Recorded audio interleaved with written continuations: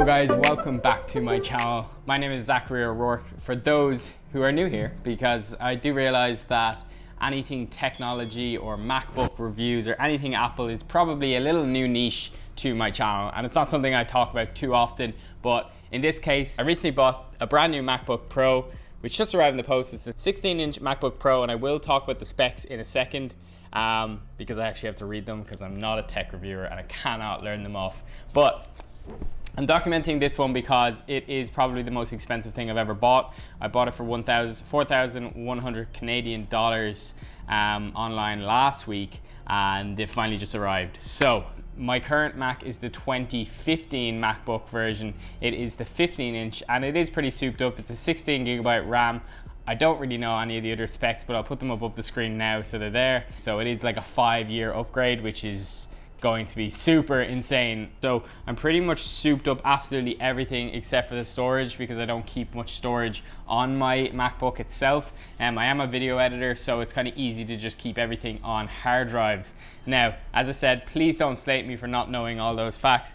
I got my information from friends of Instagram who basically gave me lots of different suggestions left, right, and center, and I compiled all those suggestions into one. Let's open this baby up. I was so tempted to just open it, and then I was like, you know what? I'm gonna hold on for YouTube because I feel like a lot of people would enjoy this video. So that's, oh, I like that slicing sound. Take off all the film. Also guys, I do want to mention, I got this a little cheaper because I got the top range for $4,100 because I have a friend that works in Apple and they do a friends and family discount of 17%. So because of that, I did get a little bit cheaper, in case anyone's wondering why it wasn't $5,000, which was the original price. But okay, I love this. It just like literally falls out of the box. Ooh. So you get the Mac, obviously the standard design by Apple. I presume that's the stickers. Charger, which I needed a new charger anyway, and then the charger, I guess. Probably the worst technology for a tech review here, but I'm just giving you a tech review of a very real life scenario when someone is not a techie but just likes tech. All right, let's pull this plastic off. Oh wow, it's already turning on, so it obviously knows I'm here. It has a massive keypad for a start, but also has the touch bar, which I'm not used to. But I'm gonna set this thing up, okay? So we're gonna flash to in a week's time, and when this is all properly set up and when I can actually give a proper review, because I don't fully agree with giving a big review on something that I've just turned on. I don't feel like it's gonna be of any value. So yeah, let's come back in a week, okay? So see you guys in a week. I might be wearing a different t-shirt. All right guys, welcome back. It is a week later, and you may have noticed I got a fresh fade. Barbers reopened this week. It was fantastic. I was delighted to get a fresh fade. Now, I have been using the Mac for 1 week now. It has been a fantastic week, I have to say. I've been absolutely loving it. But I want to give you guys a few kind of points that I really noticed were game changers. Now, I will say I'm not a techie. I've said that in this vlog already. So what I'm talking about is probably a bit basic, and I apologize about that. But I'm only just seeing it from the point of a freelancer that's a videographer that's just using a new laptop. So obviously the speed of the MacBook Pro is absolutely incredible. The machine is zero comparison to my 2015 MacBook Pro. Yeah, I don't know where to start with that. For an example, I rendered a 4K video in 2 minutes yesterday. 2 minutes on my new Mac, which I was speechless. I honestly was like, okay, there's something wrong here, or I don't know why this video didn't render. And I went to check and it was fully rendered, like a 10-minute 4K video, which I didn't even know those numbers could actually possibly happen, to be honest. So proper pumped about that. I don't think much needs to be said there.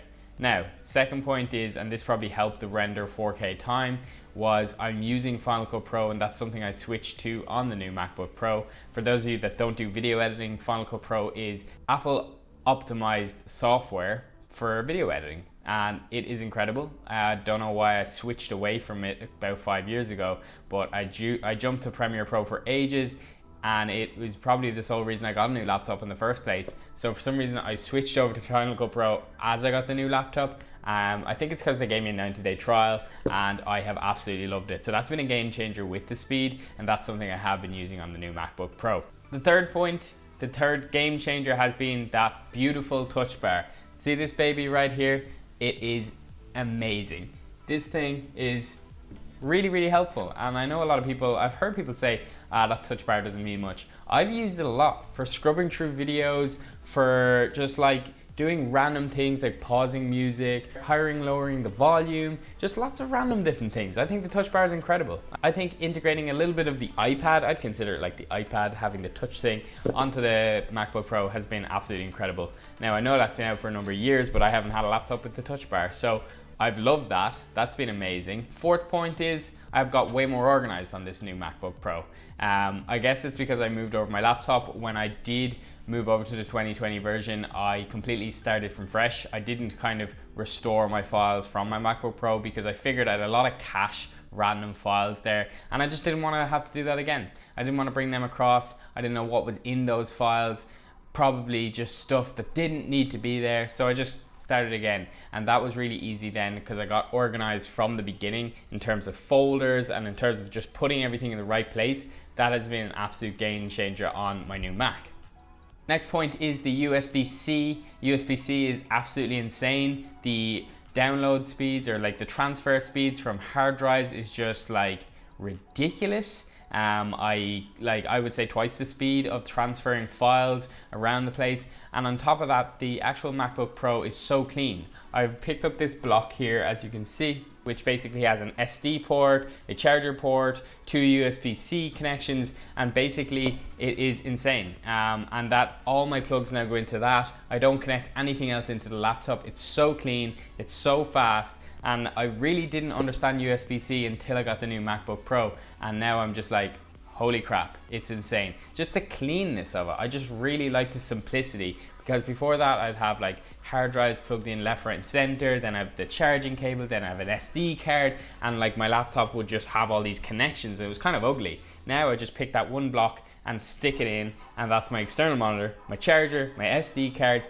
Everything you want is gone into the laptop at once, and that's really, really, really satisfying. And lastly is the iPad screen connection. I honestly completely forgot about this. I remember when the update came out that you could use your iPad with Macs, and I just missed out on it. I was literally the first model away from not using it, and I was pretty sad about that. But then I forgot for a number of years until I opened the Mac and I seen the option of, would you like to connect your iPad? And I was like, of course I'd like to connect my iPad. Click the button. It was so simple, and I think that's going to be amazing on the go while I'm traveling.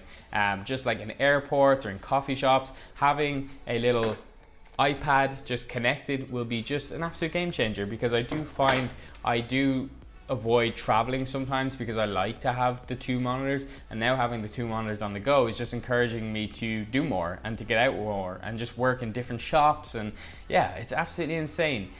Really flawless, and just like, yeah, a nice little extra that I didn't have before. And then in terms of any negatives on the MacBook Pro, the price. I think the price is the only thing that I felt like, wow, that was a lot of money. As I did mention, I spent $4,100 on that thing, and that was with a $900 discount because my friend works in Apple. And yeah, that's pricey, guys. But at the same time, when I look at how productive I've been when I've been rendering 4K footage while doing a Photoshop edit, while on the internet, while downloading things, and the laptop doesn't even care, it doesn't even slow down. In fact, I just think it doesn't even notice that you're doing a 4K rendering.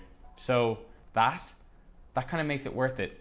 I would say with this laptop, I would say that you should really make sure you're going to earn money out of it if you're going to buy it. I wouldn't just buy it because you like to edit photos. I wouldn't just buy it because you like to edit videos. I would buy it if you're just going to be able to make the money back on it, because again, it is a really expensive laptop. I'd hate to see people just wasting their money on a laptop when they could probably get something that's pretty competitive for half the price.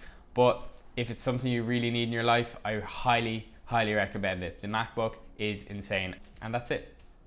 So yes, for me, Apple, I love you as always. It's been a pleasure, and I'm excited to see where my editing goes, because I am honestly feeling so much more creative lately because there's no lag. Like I feel like everything I think of, I click buttons and it's just done like that. I find my creativity dies when my laptop dies, and now that that is taken out of the equation and that speed is always there and power is always there, then there is no limit to my creativity. So that is probably why I'm sitting here recording a video at 9:30 on a Friday night.